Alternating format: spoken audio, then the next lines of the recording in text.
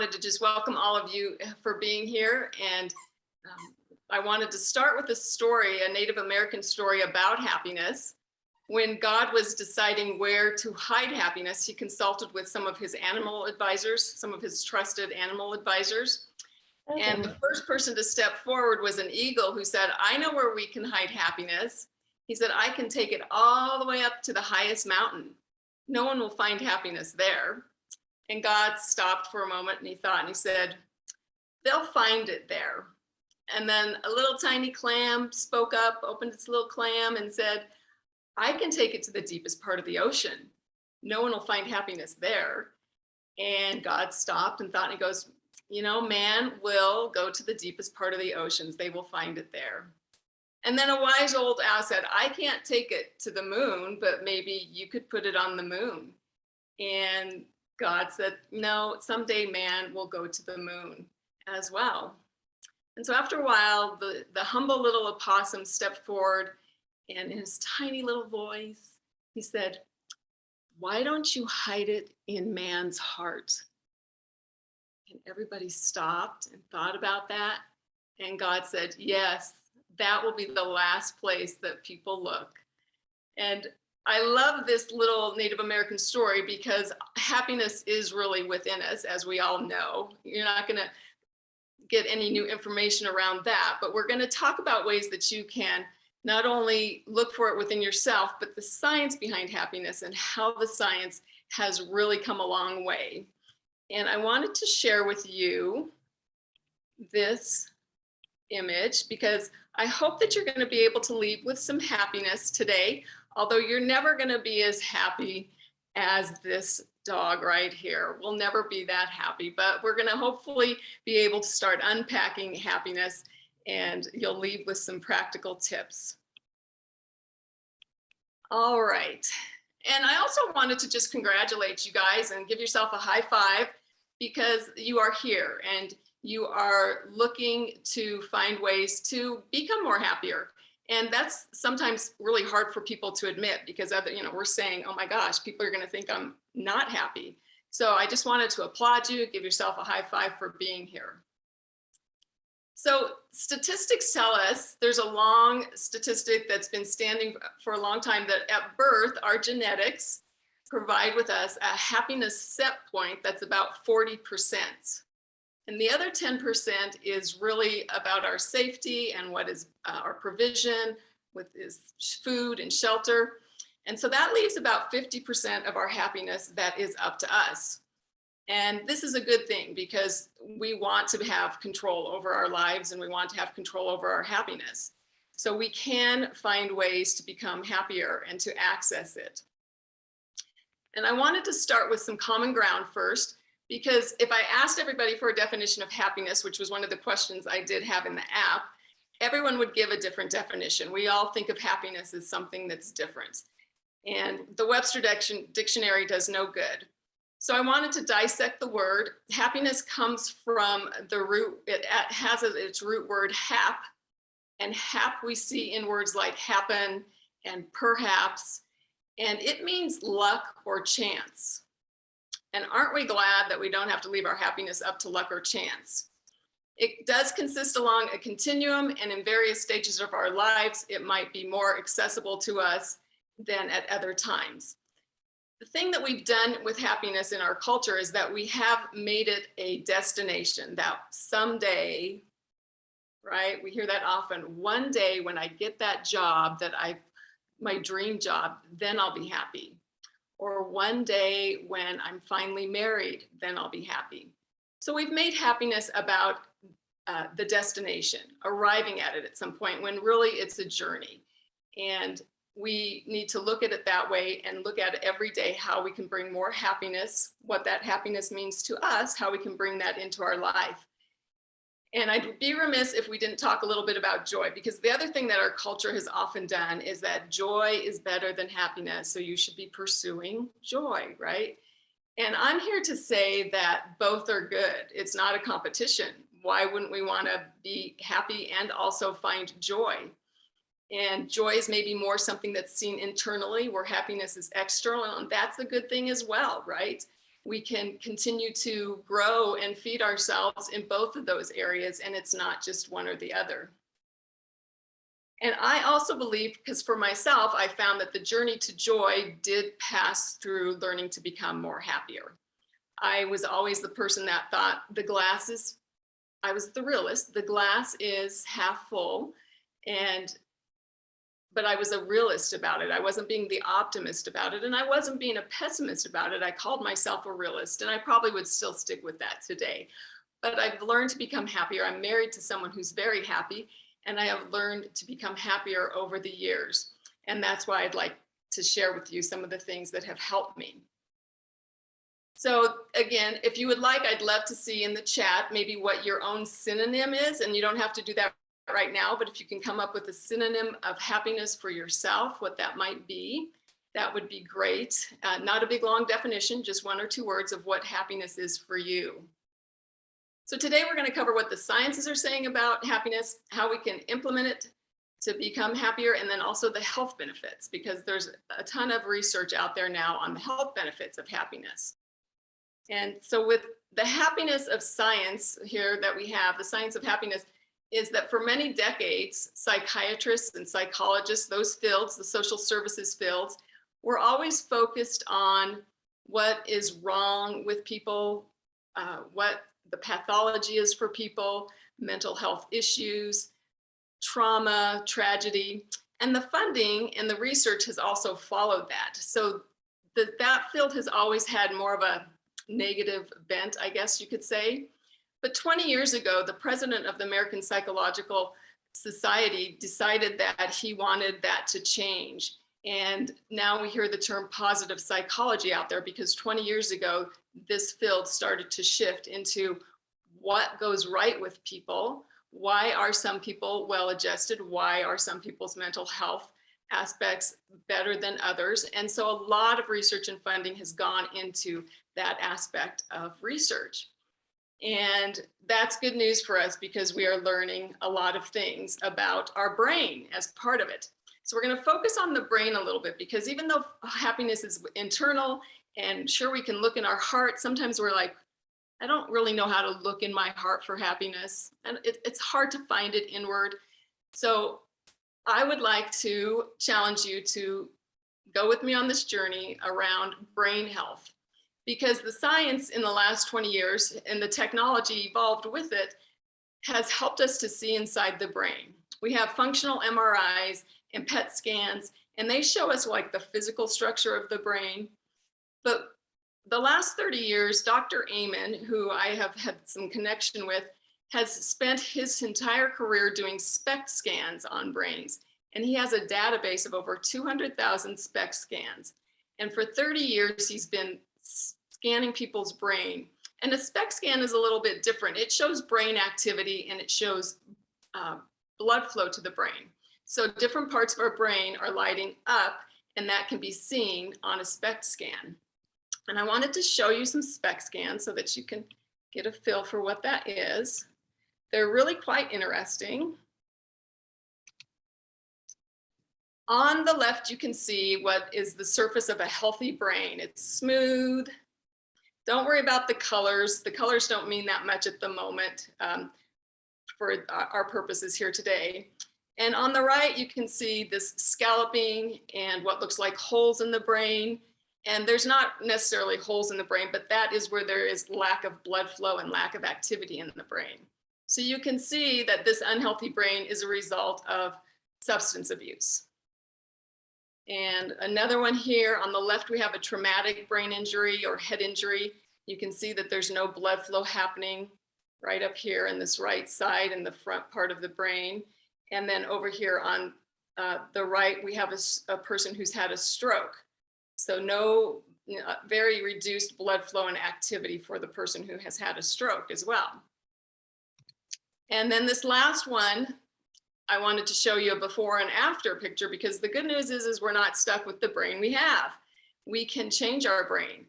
And this is somebody who had more compulsive issues and behaviors.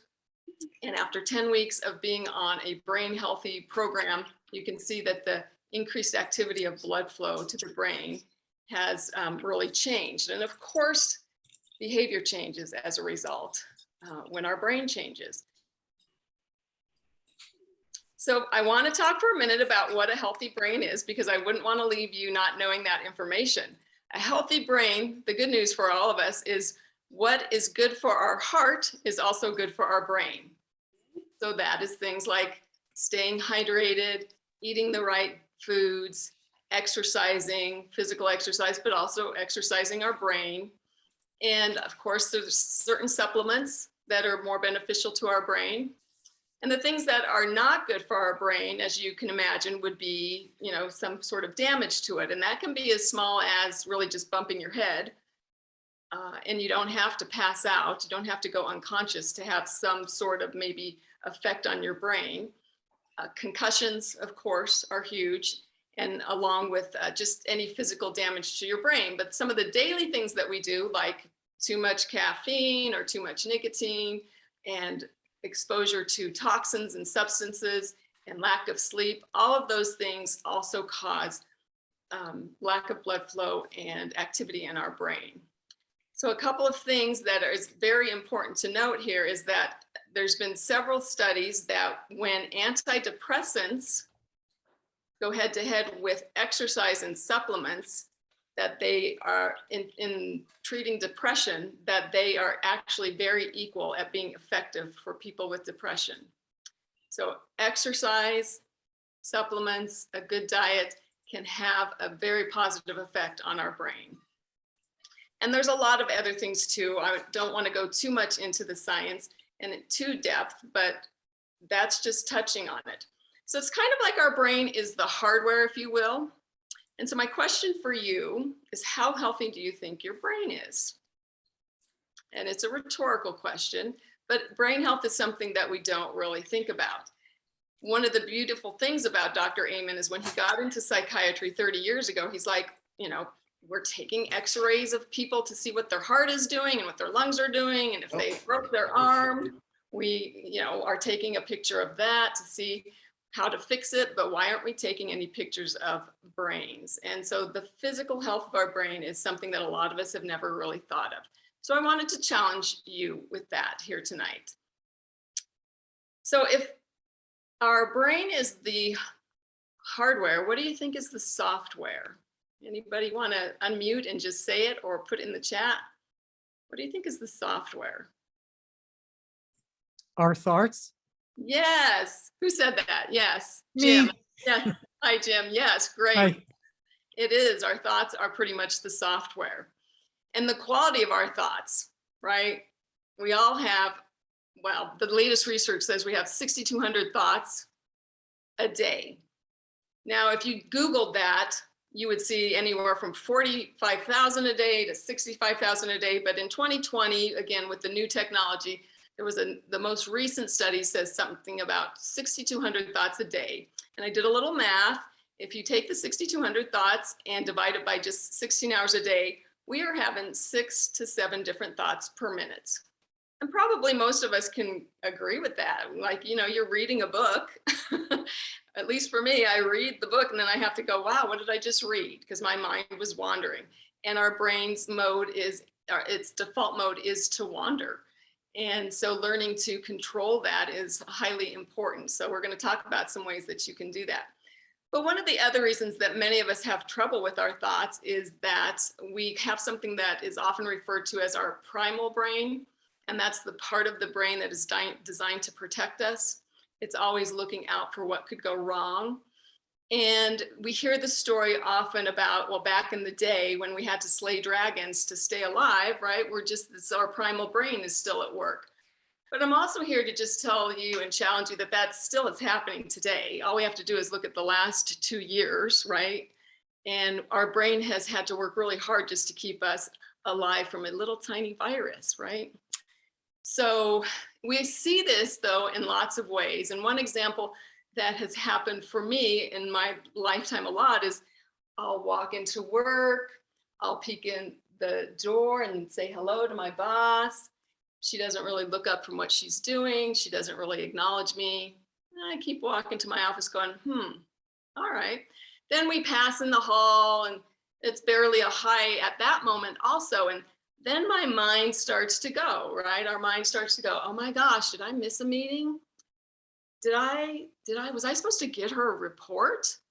Oh my gosh, what is wrong? Our brain is just automatically thinking what could be wrong in this situation.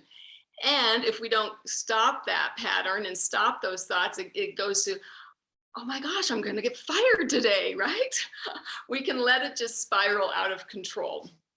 And this is not healthy for our brain. And it's really important to stop those negative thought patterns. And here is a little bit more science as to why it's important to stop those negative thought patterns. We have also learned new information about our chromosomes. And at the end of our chromosomes, there's something that's called a telomere. And the telomere is very much like a shoestring here. I brought a little shoestring that we all remember and know, shoestrings that have the little plastic thing at the end that keeps the shoestring from unraveling.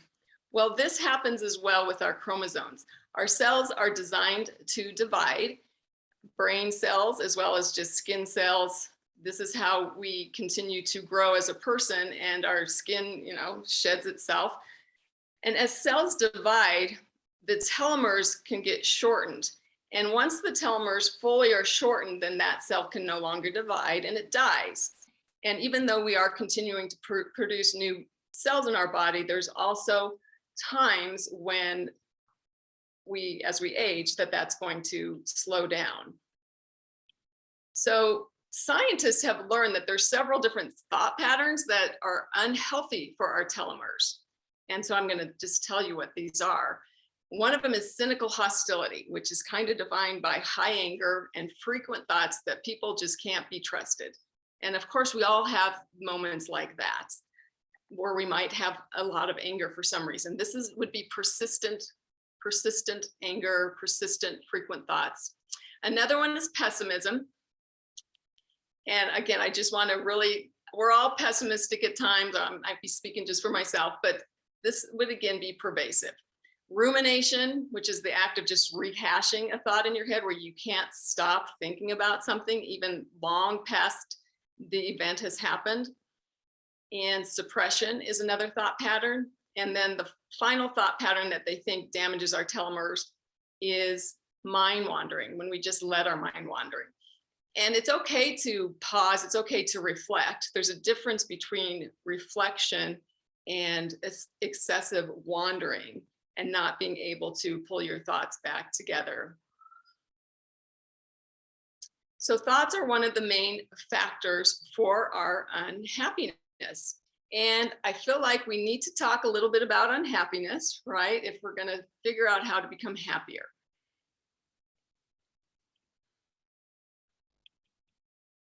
So I have a list here of things that make us unhappy. And if you want to add to it, you can. The events of the world. That's probably first and foremost when we think about the last few years. The events of the world have not been good for a lot of us, right? We continue to see images of what's happening in Ukraine and wish that we could help out. So the media and even social media, where we're comparing ourselves all the time, these things actually make us unhappy. We have expectations of ourselves, we have expectations of others. We're not always managing those expectations well, or we have unrealistic expectations often. That can add to our unhappiness. There's, of course, our childhood conditioning and upbringing. And it doesn't mean that we had to have a horrible childhood or upbringing, but there's things that we were conditioned around when we grew up. Maybe things that are even just common, like money doesn't grow on trees, right? And so you have concerns, and your thoughts are often about money and how can I make more or save more. And our thoughts do have a tendency to be automatically negative, as we already talked about, and that's just to protect us and our mindset. But other things like not being able to let go of the past, having regrets, having unforgiveness, all of our thought patterns can continue to just make us unhappy here. And then I wanted to touch a little bit on something that's called the U curve. And this is one of the reasons I believe that I've become more interested in learning how to be happy, is that I feel like I'm in the U curve. And the U curve is where we start out happier in our 20s and 30s. And as we go into our 40s and 50s and 60s, it kind of dips a little bit. And then as it comes back up when we're in our 60s and 70s and 80s, something known as the U curve. Of course, not for everybody, but I know that this has been true for me. Midlife has continued to sandwich me between aging parents and their health and launching children into the world, and feeling like I climbed the corporate ladder and I'm left with thinking, now what? So the U curve is, again, a stage of life, and different stages of life are going to cause us to either be happy or unhappy at times, more so than others. And then not knowing your purpose or your why can also cause unhappiness for people. Is there anything that anybody would like to add to that?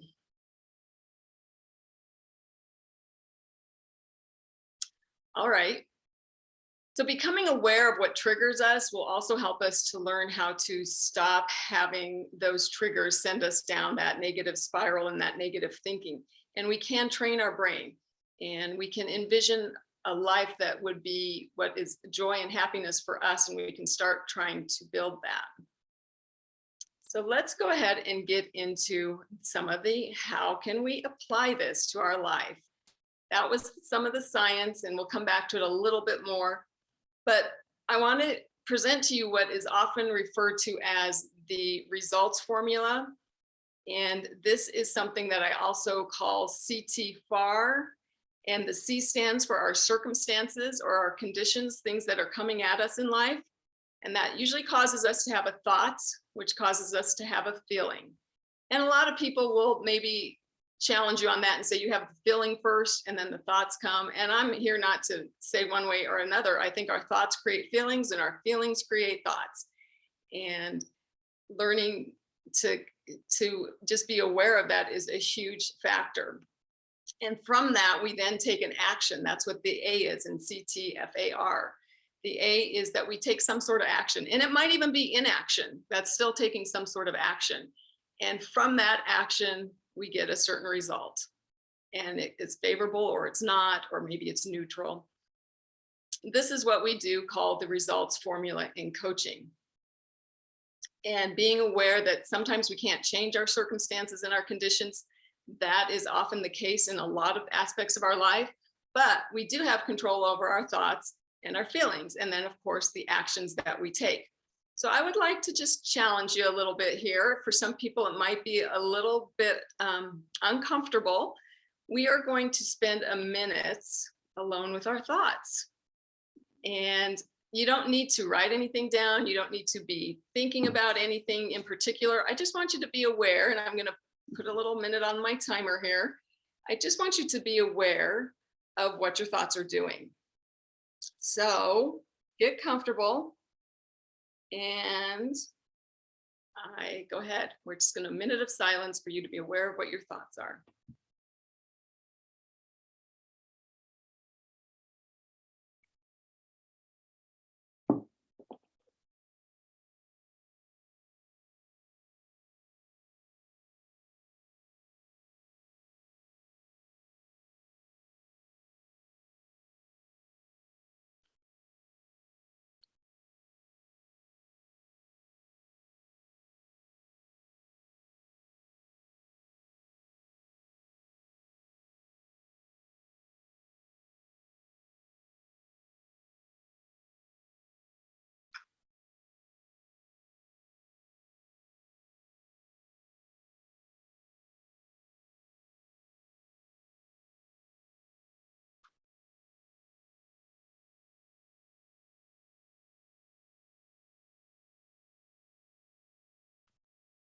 Okay, that was a minute. And that probably wasn't too difficult since we're all Toastmasters, and we know that when we're doing our table topics, we have to reach that 1 minute mark most of the time. So it probably wasn't too difficult for us, but a lot of people have trouble being alone with their thoughts in silence. And that's the first way that we can start to change them, is to becoming more mindful and becoming more aware of them. And that's basically what meditation is. You could just say that you meditated for a minute. Sometimes I think we have this idea that meditation is, sitting with our hands in a certain position. And meditation can just literally be taking a little bit of time out to just gather your thoughts, which is very important. So jot this down. There's a few ways that you can start to take control of your thoughts. And one of them is to take control of your self-talk. And sometimes that's difficult. And it's ironic that often we end up teaching about things that we're also working on ourselves. And yes, self-talk for me in the last few days has been all over the place. I was struggling to find my Zoom login for this session. And man, the self-talk going on in my head was just at a different level that it's been in a long time. And learning to bring that down through taking some deep breaths. That's another way that you can kind of gain control of what your thoughts are, is to get into some good breathing patterns. And a third way would be affirmations, which is really self-talk, but in a written form. So writing down positive things about yourself, saying positive things about yourself. It's very difficult. It sounds easy, but it's very difficult for some of us to really change the negative talk that we're saying to ourselves. And this isn't about, oh, just don't worry, be happy. It's not about just ignore all the bad stuff going on. We don't want to bury or suppress any of that, but we do want to work with what is in our life. And we want to go ahead and look at it from a perspective where we can start to change how we're thinking about our circumstances. And the other really highly important thing to do is to question your thoughts.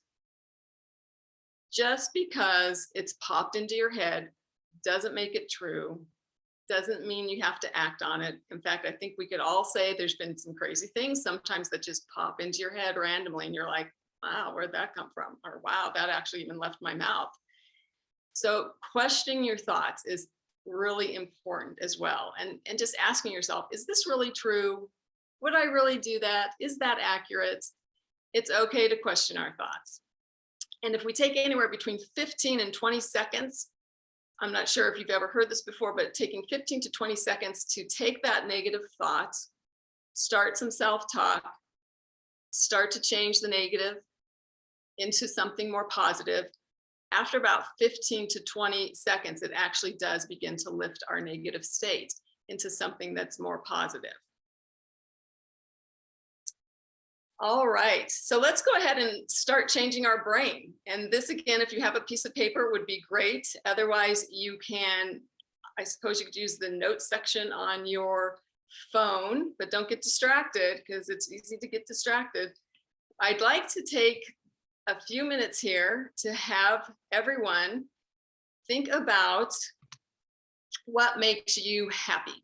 We're going to list 10 to 20 items of things that make you personally happy. And of course, we all want to go on vacation. That makes all of us happy.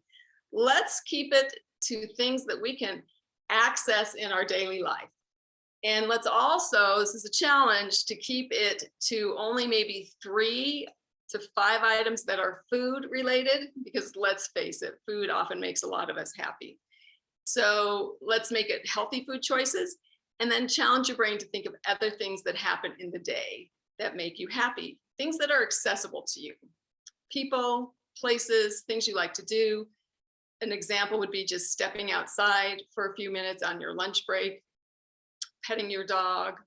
And I'm not going to give you any more answers to the test here, so I'm going to be quiet and let you have a few minutes to come up with your list of 10 to 20 items.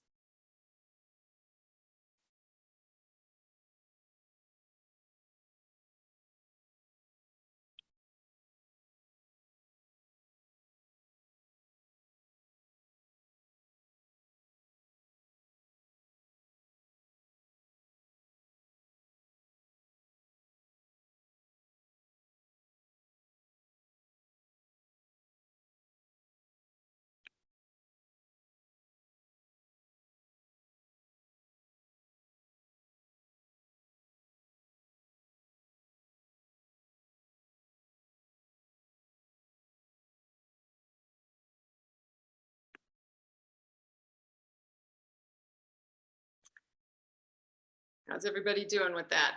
Hopefully it's easy. Hopefully you can think of some small things that you really do like and that you can access. About 30 more seconds.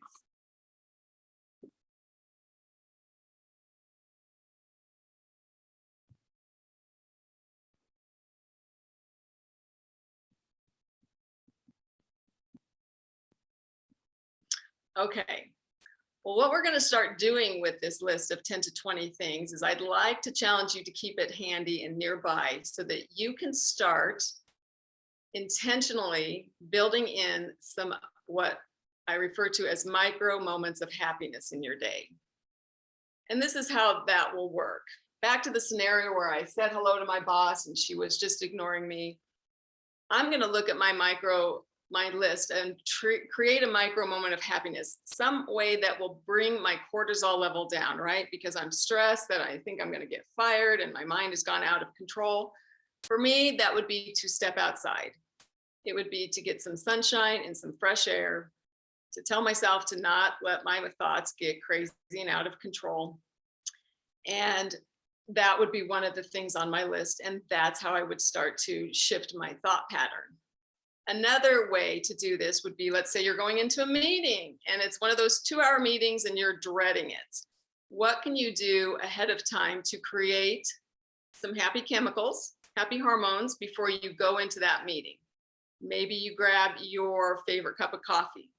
Maybe you spend 5 minutes on the phone with somebody that you really enjoy, who can just kind of get your mindset in a good place before going into that meeting.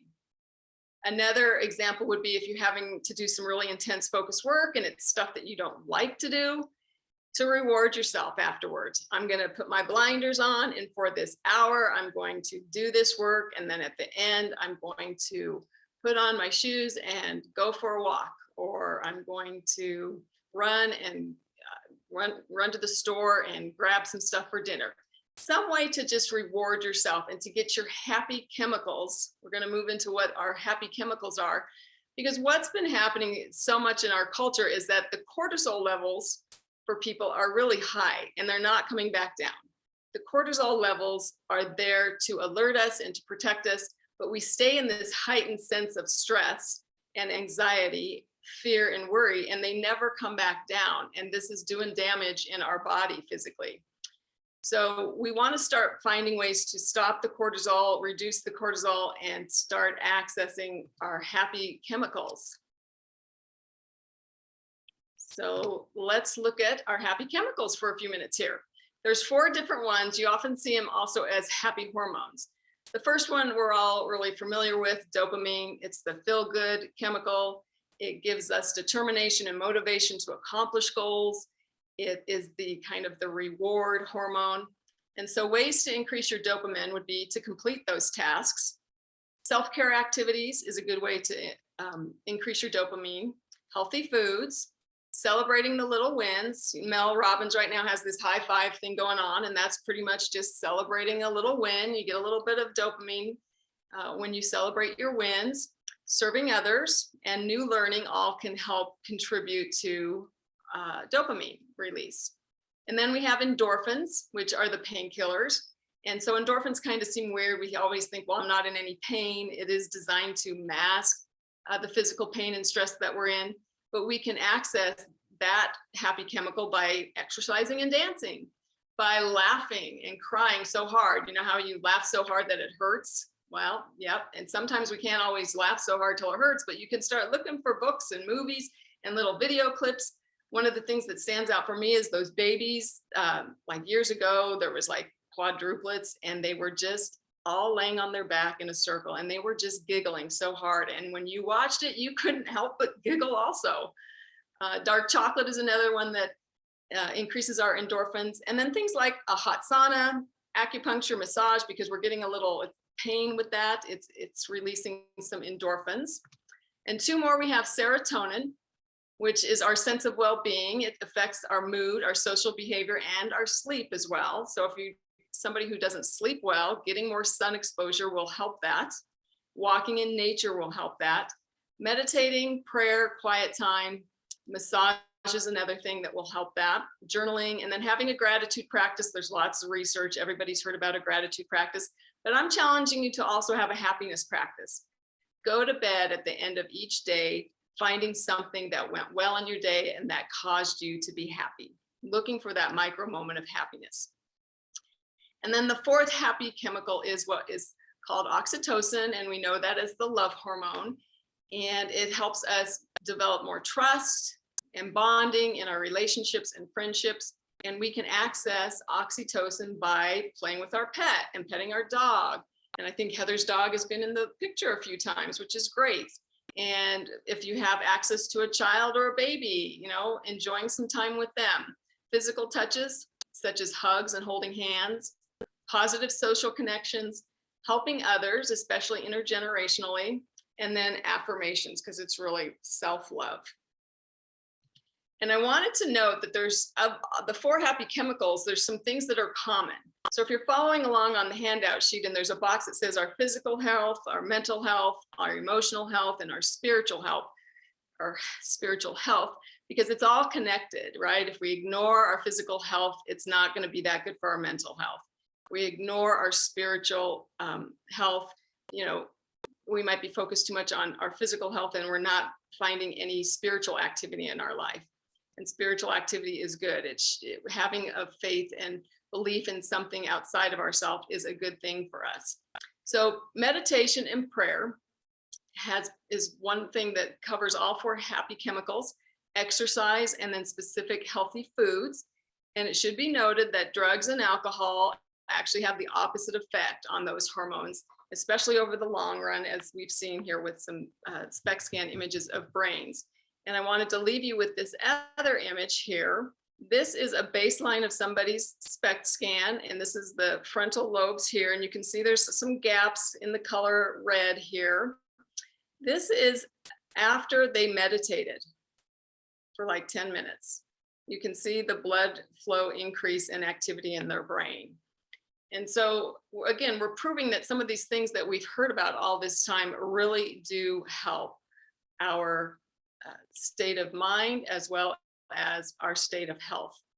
So let me quickly share with you why pursuing happiness, if all of this hasn't convinced you, let me quickly share with you why happiness is worth pursuing for your health. And that would be that, and I could have put 4 slides together of all the studies out there. This one from Berkeley really kind of hit home with a lot of them. But happiness has been linked to lower heart rate and blood pressure, as well as just a healthier heart rate variability. Happiness can also act as a barrier between you and germs. Happy people have been proven to get sick less. People who are happier enjoy greater protection against stress, and they release less of the stress hormone cortisol. Happy people tend to experience fewer aches and pains, including dizziness, muscle strain, and heartburn. Happiness acts as a protective factor against disease and disability, and of course that would be generally speaking.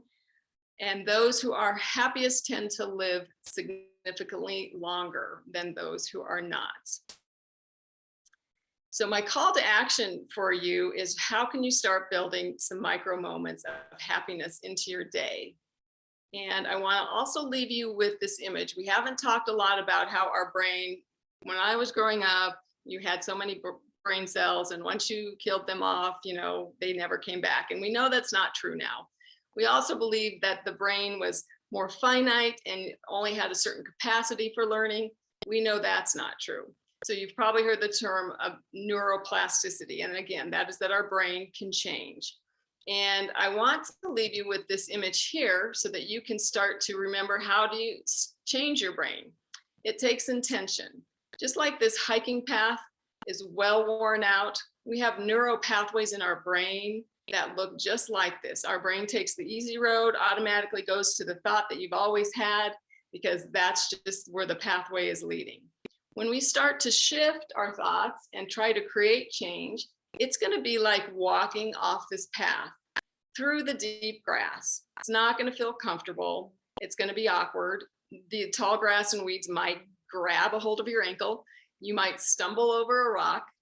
But the more that you start to go off the path of the old way of thinking and the old thought pattern, the more you will start to create a newer thought pattern that will be more positive, and your brain will start to take that path instead. We want to start starving those old negative thought patterns and start feeding the good ones. And that starts with small steps. And to wrap up, I wanted to also leave you with this, the law of the little things. The next minute, if we can focus on that as being one of the most important minutes in our day, there's a saying that goes, if you take care of the minutes, then the years will take care of themselves. And I think that's really true. We all want to focus on where we're going to be. We're focusing on the future. We're focusing on our goals. And sometimes we need to just sit and be in the present moment with ourselves, our thoughts, the people in our lives. And I love this meme. Where did you find that? I've been searching for it everywhere. And then the other little character guy says, I created it myself. And he's holding a jar of happiness. And so I want to just encourage you that you can create more happiness in your life. These are just a few steps. If you're interested in learning more about some of the brain sciences, definitely reach out to me. It sounds like through the Huva app, there's going to be some ability to connect. And I can certainly would love to pour some resources your way and books and different websites that you can check out if you're interested in learning more. Thank you very much. I appreciate all of you being here.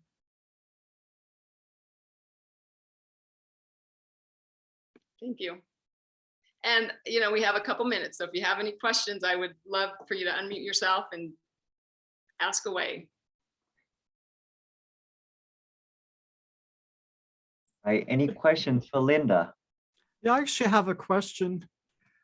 You mentioned about brain getting blood. And it sounds like you're somewhat scientific. Does lack of blood in the brain cause confusion? Yes, absolutely, 100%. Yeah, that's the beauty of all the research, is that this brain fog that some of us experience and the confusion and everything that I've shared here today. I'm so glad you asked this question, because everything I shared here today helps your memory.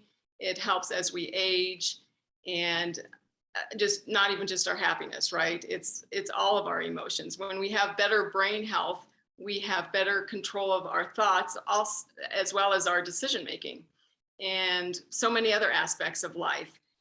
And that's what I love about these Spect scans, that they can actually see the activity in your brain lighting up as you are taking part in meditation or physical activity.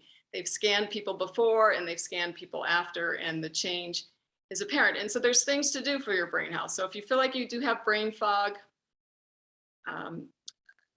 I can send you some resources, as well as the things that we've already talked about here tonight. But the things that are healthy for your heart are healthy for your brain. And that is a good diet and minimal sugar, minimal processed foods, all of that sort of thing. It's supplements. It is exercise. Really, diet and exercise have kind of really been proven to be the fountain of youth in all areas, not just our physical health, but our mental health and our brain health. Okay, thank you.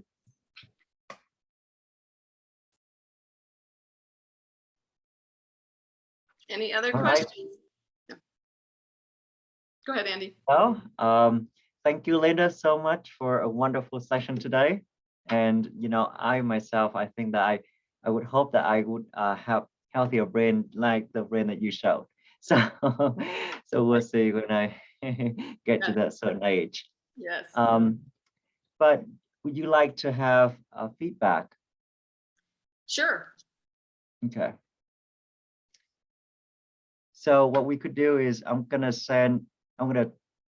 paste your email in the chat, and anyone who has feedback for Linda can send her directly messages. Thank you. Yeah, I've only been in Toastmasters 2 years, whoop, and it's pretty much always been online. We're kind of a hybrid, but now we're back to online for a little bit. So I'd love any feedback that you guys have. I know some of you have been around for a long time, so. Alrighty, I pasted her email in the chat, so I'll just leave people here for a minute to copy that and send you some feedback. Thank you.